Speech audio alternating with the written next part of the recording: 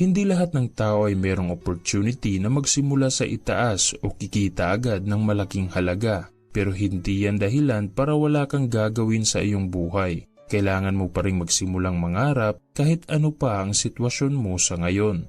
Kahit maliit lang ang iyong kinikita, kailangan mong magsimulang mag-ipon para meron kang perang magagamit sa hinaharap. Kung goal mo na yumaman, huwag ka dapat mag-focus sa end result ng iyong goal. Huwag kang mag-focus sa pera. Sa halip, maglaan ka ng sapat na oras para malaman ang mga bagay na nag-a-attract ng pera. At ang unang paraan kung paano mag-attract ng pera ay baguhin mo ang iyong mindset.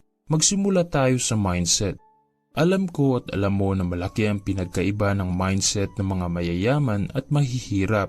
Kahit bigyan mo sila ng parehong opportunity at parehong halaga ng pera, makikita mong lalong yumayaman ang mga mayayaman paglipas ng ilang taon dahil nasa mindset talaga nila ang mag-invest.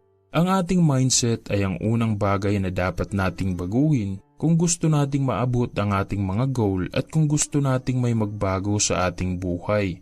Kung bakit ito ang una nating baguhin, yun ay dahil marami tayong mga paniniwala na pumipigil sa atin na magtagumpay. Gaya na lang ng mga paniniwala na ang mga mayayaman ay sakim o masasamang tao. Pera ang ugat ng kasamaan. Hindi nabibili ng pera ang kaligayahan. Hindi ka mapupunta sa langit kung mayaman ka at marami pang mga ideya ang nagbibigay ng masamang imahe sa pagyaman.